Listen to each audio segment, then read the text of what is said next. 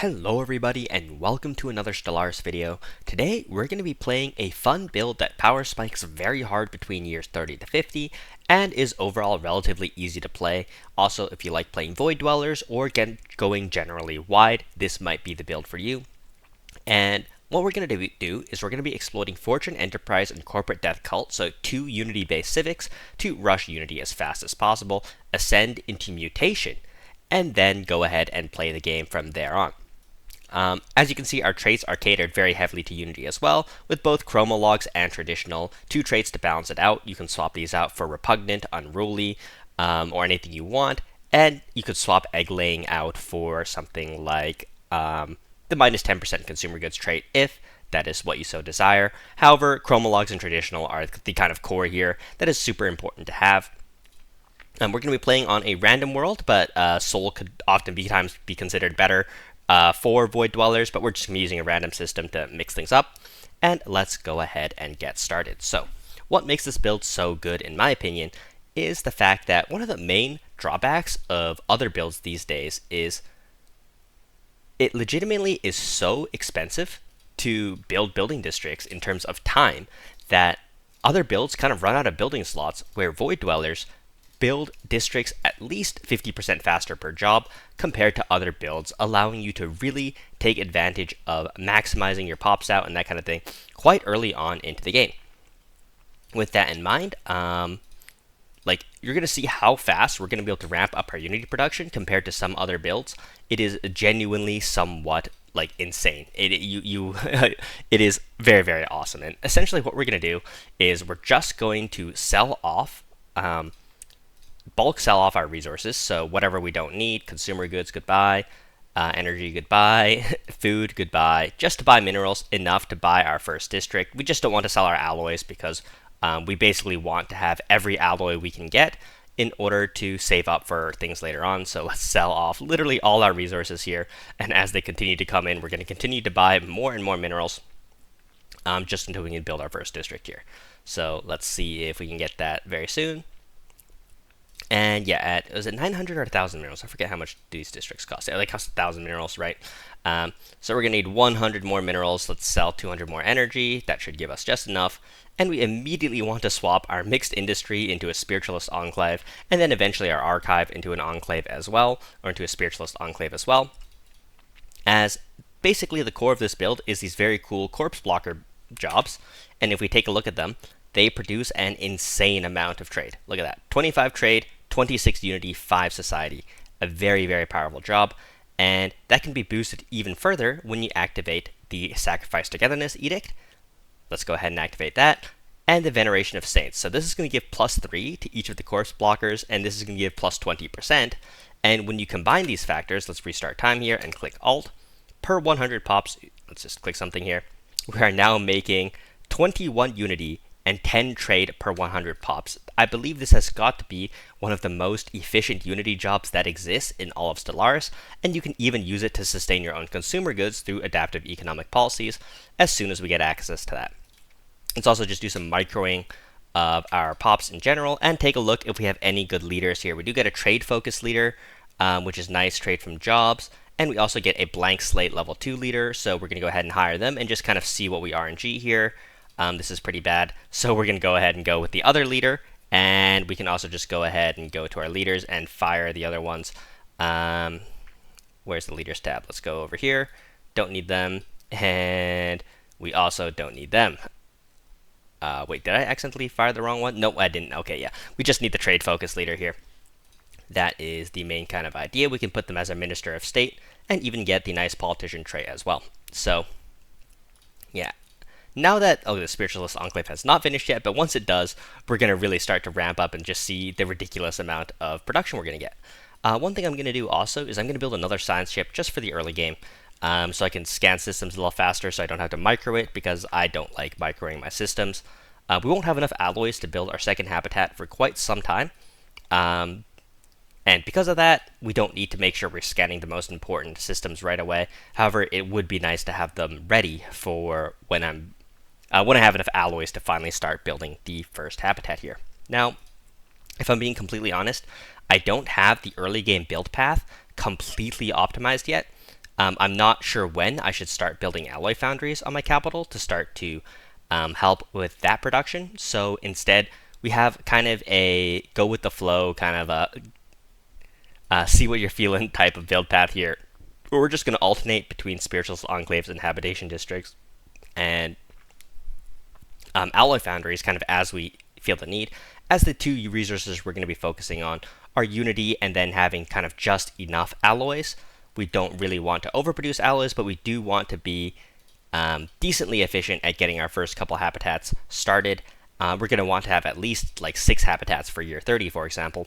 However, we don't need too many alloys in the first like 5 or 6 years, where we really just want to crank out that unity. Also, take a look at around this point in time, once you have adaptive economic policies on, this is when you would decide if you wanted to, you can go ahead and turn on Utopian. This is just a nice kick to your unity and tech, and you can just buy the excess consumer goods you're going to need with the trade that we're going to have, because we're going to have a good amount of trade as well. And unlike 99% of the builds I show, we're going to go straight for evolving society instead of expand the council, because we're simply producing so much unity at this point. We're just going to go straight for unity, right? Like, we're going to hit like probably close to 1,000 unity by like year 12 or 13 into the game. And yeah, to keep up with all those unity, you just need you need that plus 40% as soon as you can. You don't really need to wait for statecraft to kick in or anything like that. Nope, you just go straight for the unity. Anyhow, since the build path I'm going to be going here is relatively simple, I have my automations, a science ship automation. We don't even need to take the low habitability worlds. We can just leave them there. All we're really going to be doing at this point is taking traditions and building unity and alloys respectively on our capital. Our consumer goods are now sustained by themselves through the adaptive economic policies, and the corpse blockers producing a good amount of trade, which is being converted into consumer goods. And we can just generally purchase minerals, energy, and or food as needed, meaning we're really kind of free to just build up here. So I'm going to be back and show you guys my tradition tree after a bit. Alright, I just want to jump in with some quick updates here. As you can see, we're already up to nearly 300 unity, and we've also built 2 alloy foundries to give ourselves finally a decent positive supply of alloys. The unity is honestly not that impressive for this state because I have focused a bit on alloys, but the real awesomeness of this build comes in here. Every single time we build a single habitation district, we get 300 jobs, where on most other types of planets you would get 200. This 50% difference makes an enormous difference in the speed that you can build up, and these districts don't take very long at just 1 year without any reductions. And we're going to add to that by taking standard construction templates for the 25%, and if we're lucky, through an engineering tech role. Obviously we don't produce very much engineering tech, so we can't rely on this as we have not that much. The other important thing you should notice is that whenever you play Void Dwellers, you're going to spawn next to a system with a 3 deposit of alloys. You're going to want to find that as soon as you can, and another system with a lot of tech deposits, which you're going to want to build a tech habitat in. So I just kind of wanted to throw that in there. Another thing, this just happened, if you're very lucky and you happen to get a source of minor artifacts in the early game, either through a dig site or through an event, go ahead and activate the edict on your, not the edict, the decision on your capital. That'll give you another 10% output from your corpse blockers. Absolutely ridiculous. Alright everyone, if you happen to, around this time, you should have enough resources, you can sell a little food or something, you'll usually be a little bit over.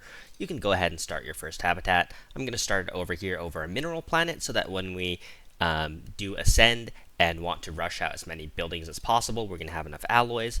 And then once that's done, we'll build our second habitat in our research, and then we'll probably do trade on our capital, and then we'll build another habitat specifically for alloys, and then naval capacity, and so on and so forth. We were a little bit unlucky here, and we did lose one of our scientists to this stupid event. I really hate this event. Yeah, you just, one military ship in orbit with a fleet power of at least 1,000 is just a lot for the early game. It's usually not worth it. I just let the science ship die, but it's super annoying. Anyway, at this point also, 3 alloy plants on your capital I would say is generally more than enough, and then once you have that going for yourself, you can go ahead and go all into habitation districts, which will inevitably give you more corpse blocker jobs, which is going to blow your Unity up to the moon. And by the way, this is 526 Unity, and Evolving Society is not even active yet.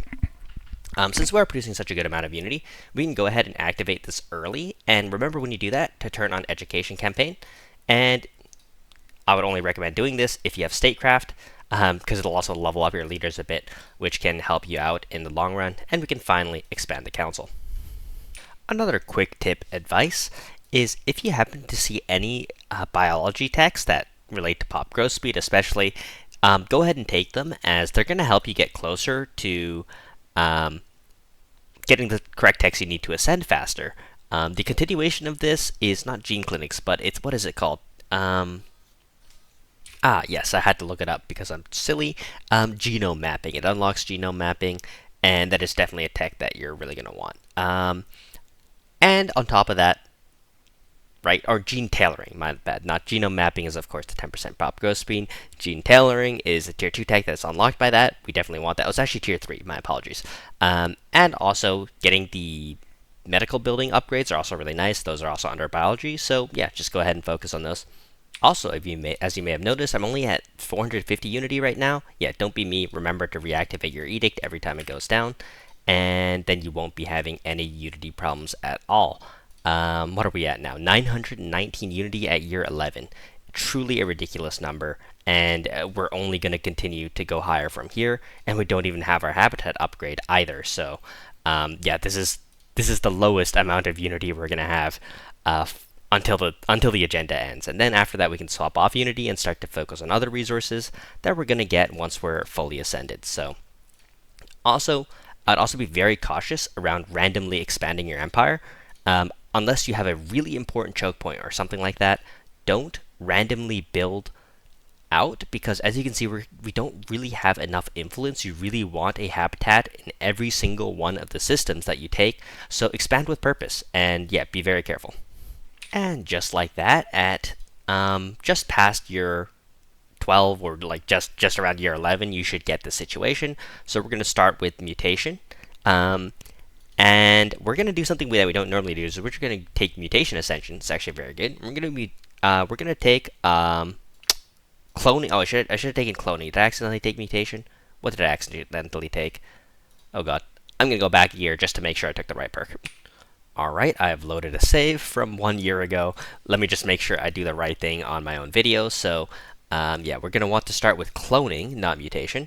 And the reason we wanted to set the first tradition to cloning is this is going to give us really good pop growth. So we're going to go cloning, mutation, cloning in that order, and hopefully that gets us what we want. And you can see we're going to immediately have pretty good pop growth as soon as we finish our first 2 genomic buildings, which is going to be, of course, the Genomic Research Facility and the Medical Center. This is also why I left exactly 2 spots open on my capital and built 3 alloy buildings, and also the 3 alloy buildings just happens to really work out for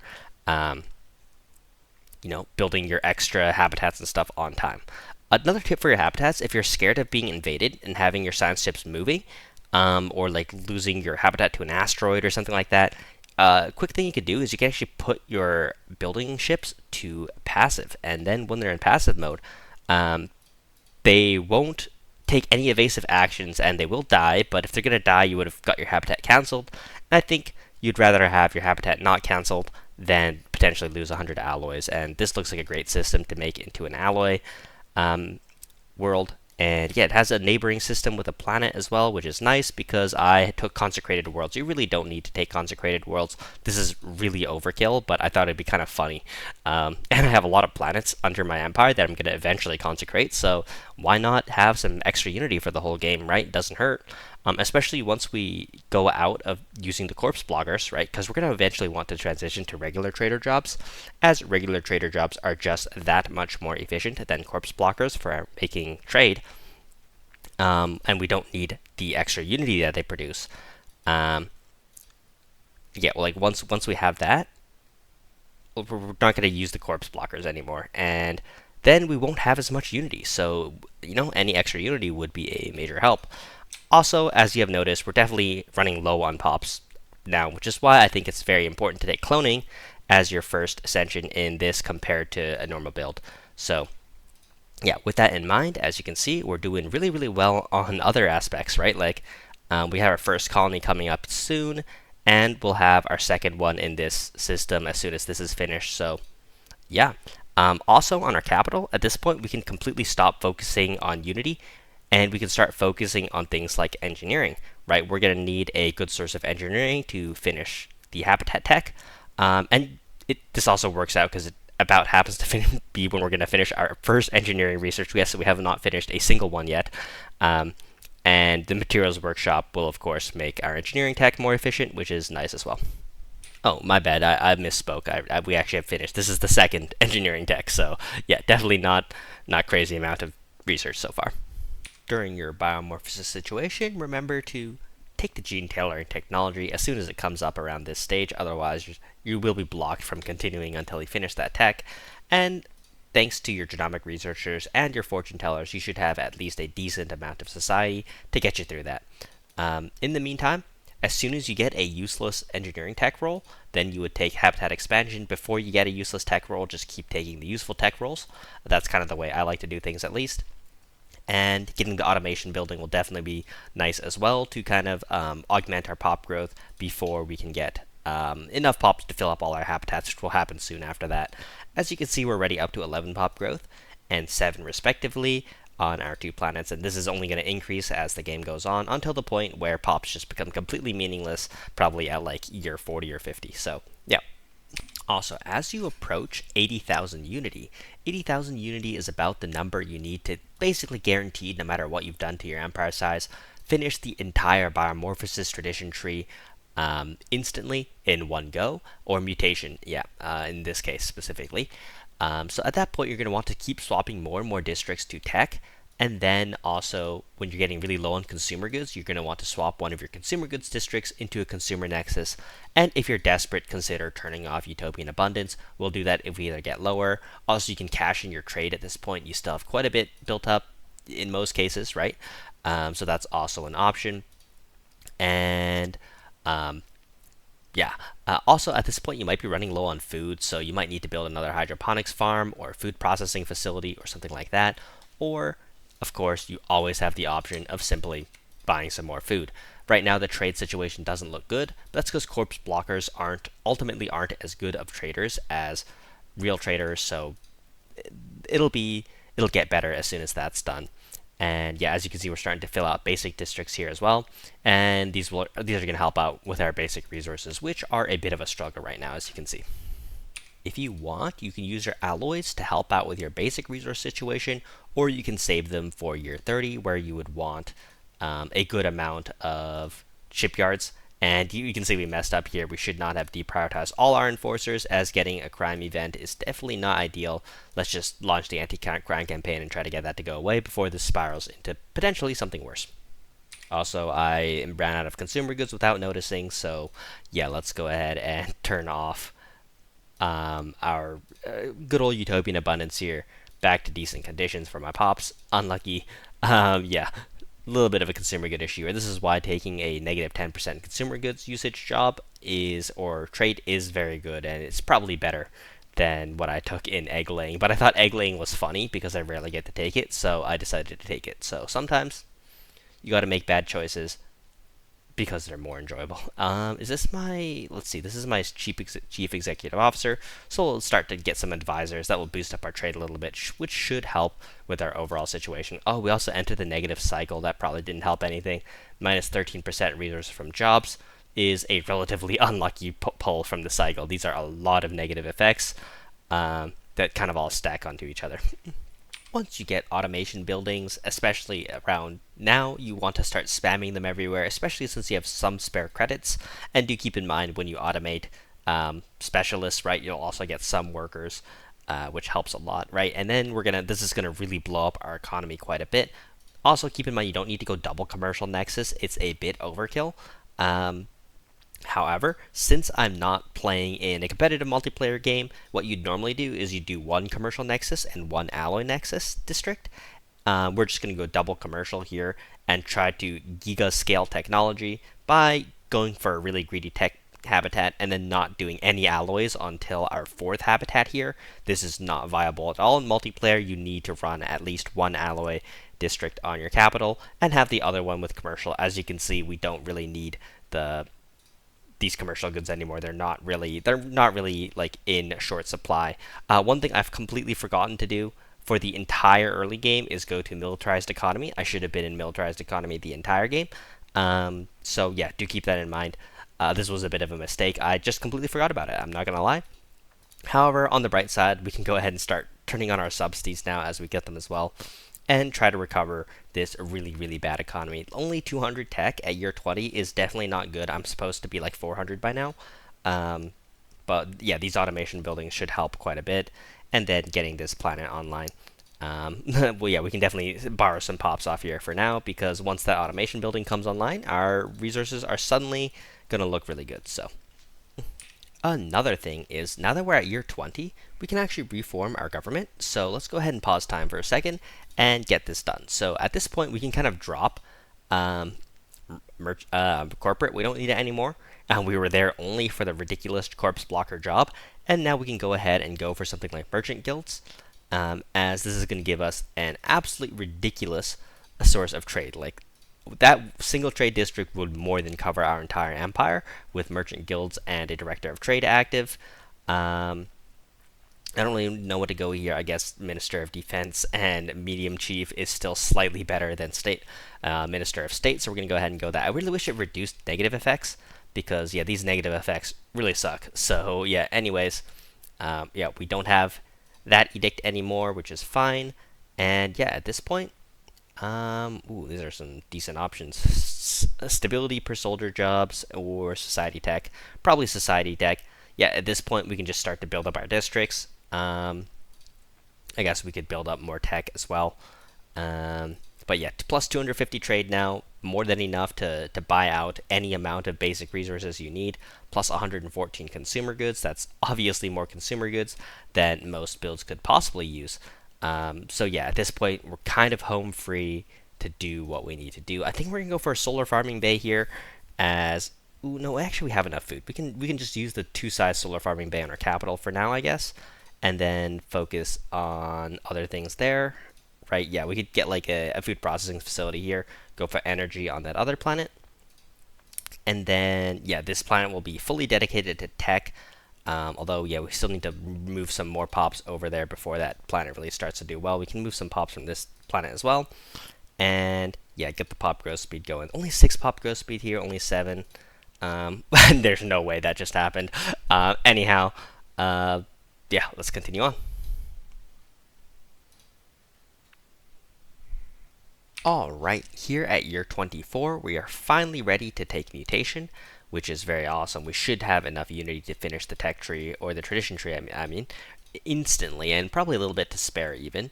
We could use the rest to take something like, if we're looking for a war situation, probably supremacy. If we're looking just to scale, you can go discovery or even adaptability. Both are quite useful. Of course, you don't get the district for adaptability, but the strategic resource output decrease is nice. You can go harmony to keep your empire size from pops down. There's a lot of good options. We're probably going to take harmony here, as I have no intention of immediately declaring war. We're also going to take Cosmogenesis right away, except you don't need to. You can take Galactic Force Projection if you're going for war. You can take Nemesis. There's a lot of things you could go at this point. But the main thing that we want to do is, of course, immediately redo our species. So let's go ahead and start time, and now we should have access to a new species template. And one of the coolest things is you can, first of all, you can take off traits that you're no longer really utilizing, and the other cool thing is you can now take any phenotype traits you want, and you can change your portrait if you want, which is cool. I really wish you could change your portrait to literally anything, but you can only change it within the correct phenotypes of this original phenotype, so I can't go to be like a cat girl or something at this point, which is a little bit disappointing. But we're just going to take a lot of positive traits here: fertile, erudite, robust. I don't even think we need robust, to be honest. We can take natural machinist, exotic metabolism. Like, we can just take all the funny good traits at once. I think this is what we're going to go with, so let's go ahead and create that. and let's go ahead and set that as the default. But you may have noticed we did take the exotic gas trait, and if you've watched any of my videos before, you'll know the solution to this is to take an inorganic breath pop, and then let's just give it something else. I guess it doesn't really matter what we take too much, so let's just pick something. Boom. And then we're going to set this pop with the gas trait as the default for a little bit. So let's go ahead and watch 1 month pass. One thing I forgot to do is you got to set your top species or your main species to integrate into the default subspecies. And now when a month passes, we should end up with quite a few of the exotic gas pop, right? And then we can use this pop to, let's wait for 1 more month. This takes 2 months, I think. Boom. And now we have access to exotic gases. We can just go ahead and buy a whole bunch at once, right? And then go ahead and enable your others pop as the default. And all of a sudden you have access to basically both templates at once. Since we don't really need our society tech either, the other thing I'm going to do is I'm just going to apply this template so that it immediately goes everywhere at once. And we'll use 14 months of society tech to instantly kind of get a whole bunch of society tech. At this point, it's just about keeping your habitats busy and making sure you're building up at all times, as this is kind of when this build becomes home free, right? Remember to use automation districts, especially just around when you ascend, and you can delete them later as you start to struggle with energy and or run out of space for your pops to exist anyway. But especially near the early game, it is super important to take advantage of as many of the automation districts as you need, to be honest, right? And also, yeah, let's just like take a look at this. Economy already up to 800 tech, right? Our alloys are, of course, not as good as if we had built an alloy district on our capital. You can see with the amount of trade we're producing, we really don't need to trade max our capital the way we have. I don't know why I'm stubbornly not showing that, but it does make your mineral situation a little bit harder as well, so you'd have to spend more energy into managing that, so there are some downsides for sure. But we're going to have a decent amount of alloys for year 30 anyway. Like I would guess we're probably going to end up at up to around 200. Of course, like this habitat has a long way to go. We still need the second habitat specialization, which is why we need to finish this tech to really get our secondary habitats online, because these currently aren't very good. We don't have the zones. We don't really have the good stuff yet. The last thing we need to do, I should have done this earlier, I just forgot. Go ahead and go to your agendas and activate the divergence directive, and this will give you a little bit of extra auto-modding per month. And every organic species also gains adaptive mutations, which is nice because, yeah, like the adaptive mutations trait, absolutely amazing. It picks from the automod trait, but specifically the automod traits from mutation. I was told this in the comments, hopefully it's correct. And then you get the automod traits from a specific list, and then you get these on top of it, like the base traits on top of it. So you really get some pretty good efficiency stacking there. It also helps you push up your habitability to the good old habitability cap. I don't even remember what it is for mutation. I guess it's 175, it looks like. But yeah, that's also a lot of habitability, which is nice. Alright, also, it turns out we absolutely did not need to do these pops with the divergence directive just instantly assimilated. And I guess we could even just swap this out for something we need more now, right? Like, yeah, I guess we could just do the cheap ones just to continuously level up our leaders. That's always a good option. And as you can see, I kind of messed up here. You should never let any of your habitats go without building something. You should always be clicking a building. Just click something. Keep all your habitats busy at all times. It is definitely worth it. With the exception of your capital. Sometimes your capital is not easy. We got pretty unlucky here because sometimes you get 6 research districts on your capital, so it makes our tech a little bit lower in the early game. However, once we build more stuff up, obviously that's going to become insignificant. Also, if you were playing multiplayer, it is very unlikely you would have good ship tech other than corvettes, but since you can make a pretty overwhelming amount of alloys by converting one of the districts on your capital to alloys, I believe that would definitely get us to at least around 300 at this point. Yeah, we can actually just go ahead and check, right? If we switch this to a heavy industry, Is this a trick question? Go on. By the way, we did get the Astro Crater again, which is amazing. And yeah, like if you would normally swap one of these to your heavy industry, you get 150 per district. So why doesn't it? Does it tell you anywhere? Is there like a button I can press to show me how many I'm going to get in total, or do I just have to calculate? Luckily, it's 10 times whatever, so I would know I would get 1,500 jobs, right? Which is a lot. 1,500 alloy jobs at, let's see how many we were getting on our non-capital station. Our non-capital station is giving 10 alloys per pop, so that'd be instantly 150, and since it's our capital, it'd be giving a little bit more. Maybe like, oh wait, I do have alloy jobs on my capital, 11.35. So yeah, we'd be getting like a plus 150 alloys, and yeah, that would get us way up there. So nice. So you can make a decent fleet, like 20k is what I've seen as kind of the standard. Obviously, you need to switch some of these star bases, which I've dedicated to basic resources, over to actual star bases. So let's go ahead and do that as if we need to build up a fleet, which we don't, but just to pretend, right? And oh, we still don't have the ability to specialize this zone? I thought we would get access to that. Oh, we need the Habitat Central Control first. Right. My apologies. Anyhow, at this point, we're just kind of home free, so I'll just be back whenever I feel like giving updates. If we get Form Federation, it's a good option. You can get rid of energy credit jobs. And yeah, we're gonna just keep going. I just want to chime in here. Look at how ridiculous the pop growth speed is. 20, 19, 18, 18, and these are on relatively like low level habitats, right? They're low pop counts, right? The pop counts of this habitat is only 1.6k, and hitting 20 pop growth on such a small habitat is really, really impressive. Also, this is why one of the traits we have here, Hollow Bones, is just so good, because normally this -3 trait decreases your pop efficiency by quite a bit, but since habitats only have a size of 6, this just barely even does anything, which means you can get a free -3, which is always nice. Also, I'm dumb. I can't read. The reason I can't upgrade this is because I amazingly don't have 0G laboratories yet. Hopefully we find that soon. One way to expand your habitats just a little bit more for tech is when you run out of research districts. Archive zones, of course, can house at least a few researcher jobs, which is really nice. As we should be putting the boosting buildings for all the resource types on this planet, I just have been blanking on that, which is why my physics is so bad. And hence why I don't have the 0G zones already. So obviously there's a lot of ways to improve a build like this if you don't play like a complete bonobo, but it is also 1:30 a.m. for me, so I don't feel too bad about that. So yeah, obviously a lot of ways to play better. As with most of the builds on my channel, right? Like every single build has tons of optimizations these days.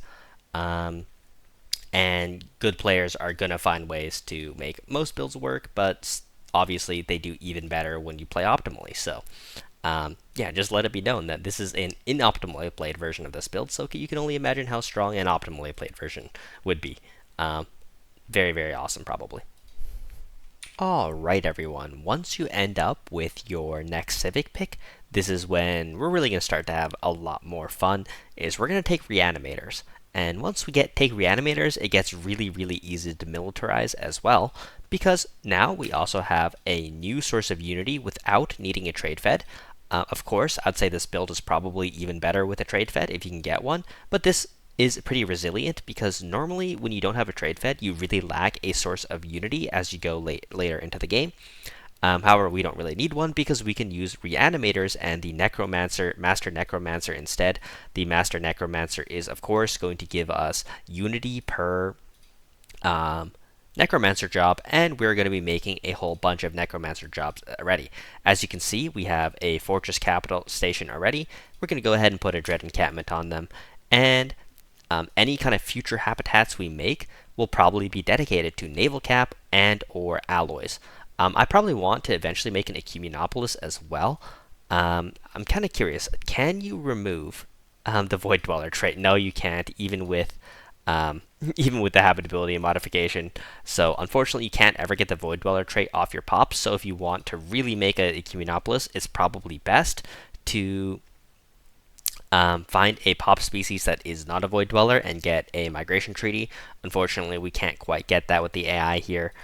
So instead, we're going to have to focus on continuously making these terrible ships. Also, just by the way, I'm only making ships, not because I really care what ships we're making or how much fleet power we have, but it's literally just so that I get more power projection points, and I can then use those power projection points to make more habitats, ecumonopoli, etc., etc., etc., and then later on we can upgrade the ships and or add new cruisers that will be the actual bulk of our fleets as the game goes on. I'm also going to add research supply depots wherever I can, because why not save on resources wherever we can. And as you can see, we're also kind of struggling with, of all resources, energy credits the most. This is because energy credits for me so far have been kind of a tack on to your planets, and this is kind of always the way energy credits are going to be with Void Dwellers, is you just have to throw the districts on wherever you can.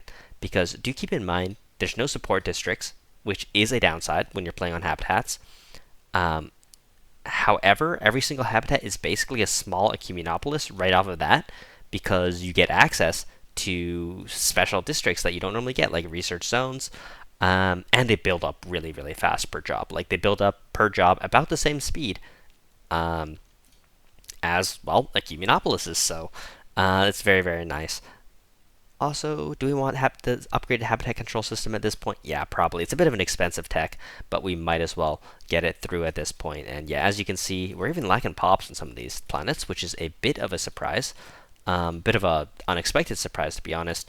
And yeah, I guess we have some civilians across our empire, so a bit of optimization issues here. Of course, if you really do need more pops, obvious solution, clone vats. Right, we have clone vats.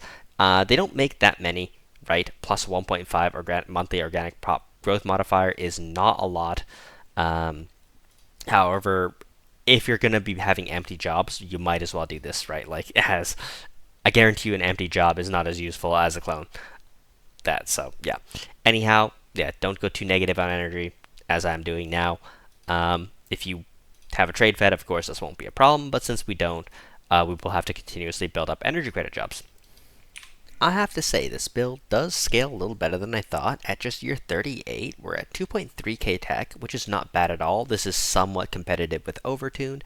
280 alloys. We're just a bit behind on nav cap on where we would be with a regular Overtuned build, but this is like better than I thought in a lot of ways. And I will say this is not as optimized as my Overtuned runs, as I'm simply not as experienced with a build like this as I might otherwise be with some other builds, and it looks like we're getting decked by this AI here. They're only superior to us, and usually with the AIs is their ship design is usually flawed enough so that even though we have a really terrible ship design, by the way, this is all we have at year 38, which is not good at all. But yeah, do keep in mind, I haven't been particularly prioritizing military techs. I've just been kind of taking what I got. I still only also have the one alloy habitat, which definitely could be a lot better. But I guess we'll just hardly rush this a little bit, stop building random buildings that we don't necessarily need on it, and just focus purely on alloys. By the way, I think the Corvette design I did show is one of the best designs per tech that exists in the game. I'm not sure if PD is better than Flak. You'd have to ask somebody smarter than me on that, but yeah, this general ship design is actually just genuinely not bad. What is our next cycle? Minus unity, plus ship fire rate. Okay, I guess that's kind of useful. Yeah, I highly doubt they'll be able to actually successfully invade me, especially on my own territory here. Although, one thing you might want to do at this point is just build up a few armies in case you get invaded. It's always good to have that.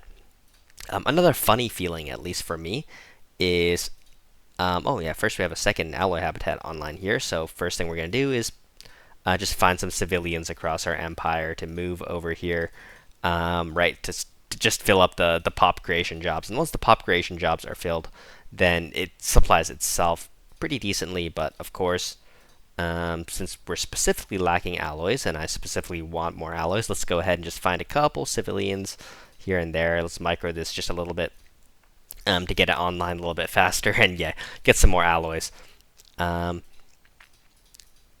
one thing that just feels so weird that I want to mention is I believe it's honestly a good thing to, on every single one of your planets, for basic resources, you're going to struggle if you don't fill out the basic resource slots. And on things like research habitats, right, you don't get as much efficiency out of say, archives than you do out of the actual research districts themselves, right? Because archives also give spirit medium jobs, and a decent number of them, more than you'd probably want from an entire building slot. So instead, just go build up the basic resource districts on these kind of areas, and they don't have to infest the other parts of your empire on like things like your alloy world, right? You really don't want anything except alloy districts. So yeah, I would leave these kind of basic resources up to any tech worlds or other worlds where those districts are just not as prioritized, and then that's a great place to put them. And we do get cruisers as well, so we could start to cruiser up whenever we need to. And by the way, if you ever get low on minerals and don't know what to do, disable everything but your gases, advanced resource plants, and then all of a sudden you'll go back to the positives. This is just a quick tip because this does happen to me quite often, and then you can use that time to build yourself out of it, and then you won't have that issue in the future. So yeah, that's just a little quick tip there. By the way, it's also looking like it's the point of the game where I would probably want a second commercial habitat, so we're going to get one of those online as well. And yeah, this is just kind of how it goes at this point for Void Dwellers, is since you really can't use a Cumulonimbus as well, where with a Cumulonimbus, I would say you can have one planet of each type, and that's a more than sufficient build. You know what I mean? Like one alloy Cumulonimbus will get up to 7,000 or 8,000 alloys in the late game. Obviously, we're not in the true late game here yet at year 41, obviously. Right, this habitat isn't even maxed out, and it's already making a good amount of alloys. It doesn't have any Fallen Empire buildings or Ascension tiers, right? So this obviously can and will get better throughout the game, but like 300 alloys, it'll probably get up to like 2,000 or 3,000 alloys in the late game, which is not enough to sustain an entire true late game empire, where you'd probably be looking at 7,000 to 8,000 alloys. And that is with Fallen Empire technology. Without Fallen Empire technology, maybe you could get up to 2,000 alloys per habitat. That sounds pretty good. That sounds pretty optimistic. Maybe 1.4k or 1.5k is a more accurate estimate.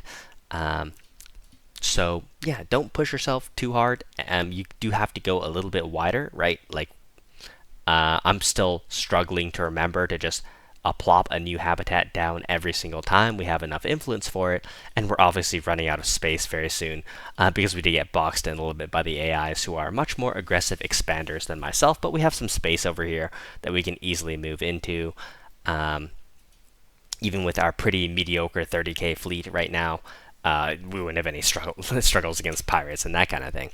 And at this point is probably also about the point where we've outscaled the Grand Admiral AIs, right? And this is a Beastmaster's build as well, right? So this gives very inflated fleet power numbers, and we're equivalent in tech, and I've already outscaled them in other resources, and they're quite wide as well. So, ooh, we get the con as well. It's not too far from us, but yeah, overall, I would say this is a very strong build. I kind of like it because it's actually like counterintuitive. It's kind of easy to play. You just kind of build the resource you need, and then you receive the resource you need, because the pops count is so good, right? And once the habitats start to fill up and you're having too many pops, I guess it would be then time to start disabling the automation buildings. But before that happens, right, you just build the resource you need, and then you get it because there's enough pops for it. You ascend very quickly, making it hard to mess that up. And the build path is very simple, and as an added bonus, your buildings all build very, very quickly, making it very, very easy to quickly adjust to what you need. So yeah, anyways, with that being said, that's all for today's video. Try this build out. I definitely enjoyed it. And in the future, I get most of these builds from the Montu multiplayer server. It's where you'll find most of the good Stellaris players. They're all active, they all talk, and very importantly, they share a lot of the things that I find that I end up sharing, so you could go check it out for yourselves and get the early scoop. And of course, if that's not what you're interested in, I'm still going to continue to cover these videos or cover these builds that I find mostly from there in my videos. So yeah, with that being said, hopefully you guys enjoyed, and I'll see you guys next time. Peace.